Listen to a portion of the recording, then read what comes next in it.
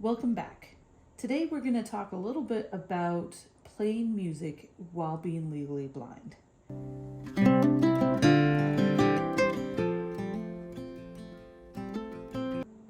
So, as we all know, sheet music is hard to read. Those of us who play, it's hard to see the notes, it's hard to read the words. I personally sing in the church choir. I play guitar, I play clarinet. I play just a little bit of piano. I'm kind of learning. These things are very hard to do when you can't see. And over the years, I have really struggled to find just the right app to help me do this. And so today I wanted to show you a specific app that I have come across that has really helped me. There was an app I used to use. It's called Music Zoom. And what's kind of nice about that app is it was actually created by somebody who has albinism, which I think is really neat. And I used to have that app here on my iPad because I used to use it actually quite often. But I don't have it on here now because there was a software update and there was a period of time where it was not working on my iPad, and so I needed another solution. One of the main reasons that motivated me to do this channel was to show things that I personally had tried to look up and could not find. When I was looking for an app, this was an app that I came across and it looked really nice. It looked like it had a lot of things to help, but in the end, I could not find a clear picture or a video showing exactly what the screen looked like so that I could tell for sure, will this app work for my vision needs? So I want to show you guys this app because it's very helpful. So the name of the app is ForScore. I play my guitar during congregationals, so I need the chord as well as, having these notes that I can play the alto line or the melody line, whatever I want to play, but I need to have some opportunities. And the physical book, I can kind of read some of it. I cannot read the chords. To save my life, I cannot read the chords. So I have to rewrite the chords in some way. Now, I've done a couple of different things. So let me show you one thing I did.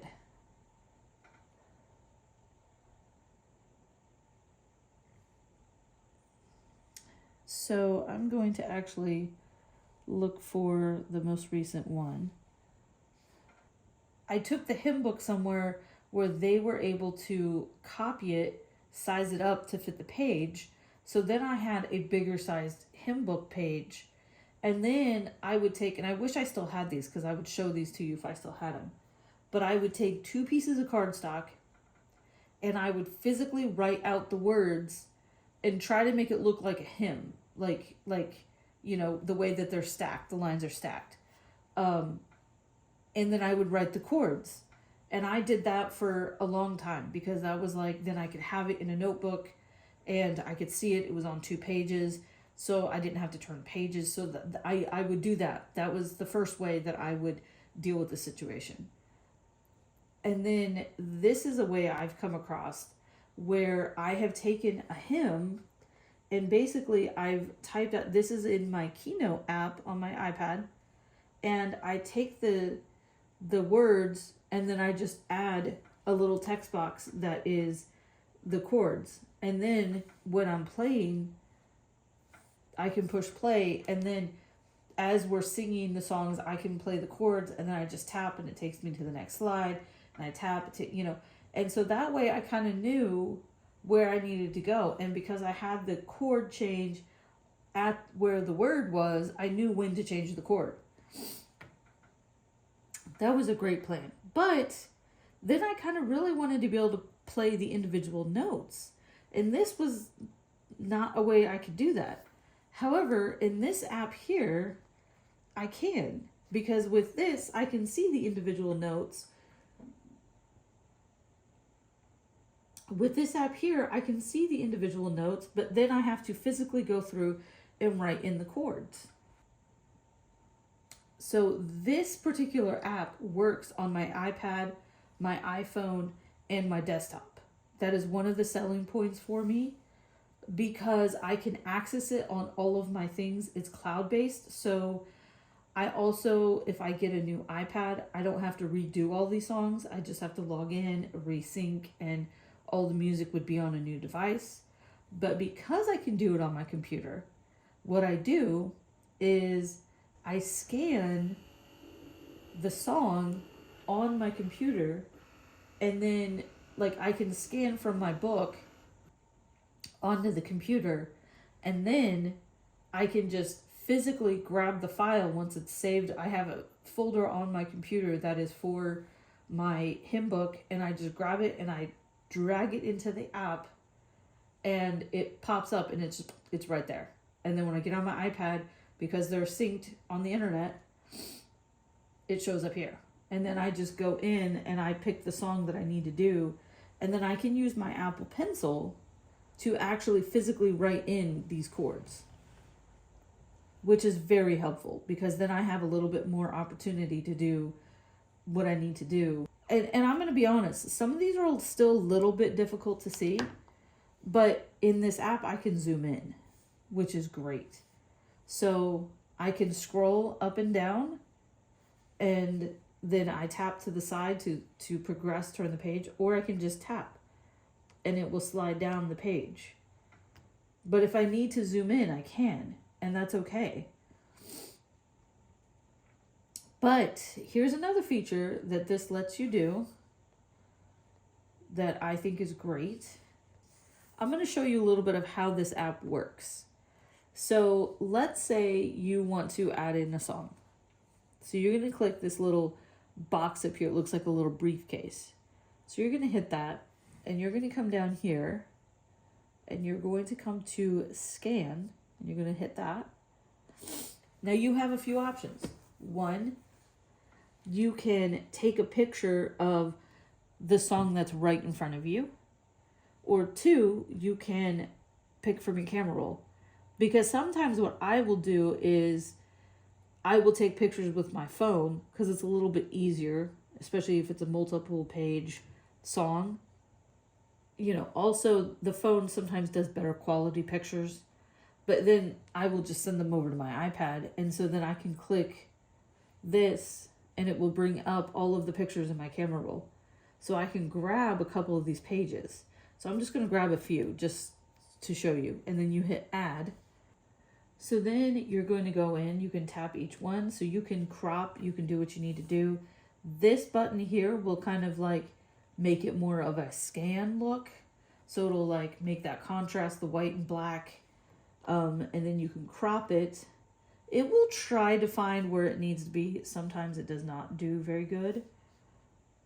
So, you know, you can do this, kind of like this. But the nice thing about this cropping is if your page was a little bit twisted, you can adjust that angle when you're cropping, and it will straighten it out for you, which is really helpful. So then you hit done, and it has just that page. So you can go into each page and do the adjustments, whatever you need to do, and then when you're done, you have the chance to name it.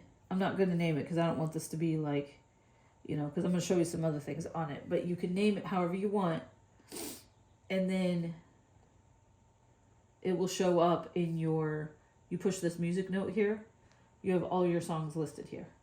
Now, one of the things about this app is that you can make different lists.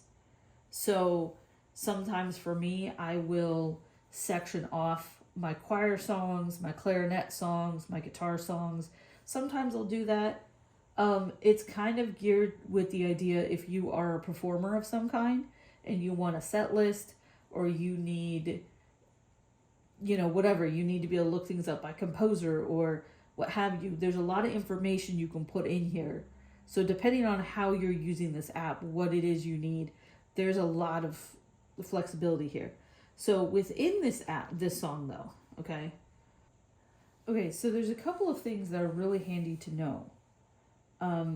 Whether you already have this app, whether you're just thinking about getting it, up here is some options.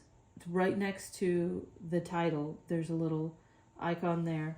You have the option to have this. Right now I have this set here, but if you hit this, it kind of gives you more of the full page. That's helpful for people who want to see the full page, especially if you want to put notes here on the side. But if you're needing it to be bigger versus more space, you can hit that and it zooms it in a little bit more, which is really helpful. So in this here, you can see multiple pages. If that's a thing that you want to be able to do. I know, especially if you have, a break in a measure, sometimes it's handy to be able to see the other page and then you can still progress. So that's still an option you can do for if you are, let's say, singing in the choir and you have your hands available. If you're playing an instrument, that's probably not going to be the best. If you are a person with a visual impairment, that is. This option here will kind of adjust the color for you a little bit to make it a little bit easier on your eyes. Glare can be really hard on the eyes. Okay, so something I want to show you, especially if you have ever used Music Zoom, there is a feature on Music Zoom that is even better than this. But this app does it too. Okay, so something else I want to show you. You can come up here, push this little thing. This right here is called reflow, I believe. And what happens is it just takes a line and you can tap. Now, if you have a foot pedal, this works great because then it will progress. If you're singing in the choir, you can tap with your hand, but it's so much bigger if you're doing it. And what it does is the app itself tries to automatically figure it out for you, but sometimes it doesn't quite get it right. So what you do is you hit this edit up here. So when you hit edit, you see these grayer sections. Those are the sections that it's doing. If you need to adjust it, you tap on it and then you're able to move it around, but you can also kind of size it up, because I find, for me personally, sometimes in hymns or songs, you will have a section where there's words underneath, or, because you have somebody singing up here while people are singing down here. So you kind of need to see that whole section. So you can adjust it how you want, and you can have as much as you want. And with choir pieces, I don't need to see this. This is for the piano player. So I can just take that right out, and then I don't have to worry about trying to decipher the parts of the sheet of music that I need to see, which is really helpful. So then when you're done and you've made all your changes, you just, you progress to the next page, you do what you need to do, you progress to the next page, and then you hit done down here at the bottom, and it now has you figured out and what you've told it to do. And sometimes it's things like the MF, mezzo forte, or solo. Sometimes it's things like that are hard to read because on regular sheet music, it's very small. And if you want to go back to the regular thing, all you do is push this little X up here and it just takes you right back to the regular sheet music. So that's really helpful. Now, if you're going to use your pencil to do things, which is actually another reason why this is helpful, with your Apple Pencil, you can tap and all of your controls pop up here. So you have an eraser, you can have it whatever color you want, all kinds of different things. So what I also think is kind of cool about this particular program, because it's a picture, and let's say you're singing along, the person who wrote this already had a few things noted that they want you to do. Crescendos, decrescendos,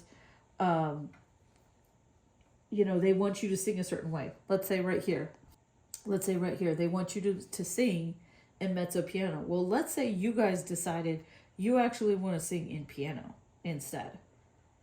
So you want to try to remember that. Now, I could use marking and scratch that out and just write it, but I can also erase the M.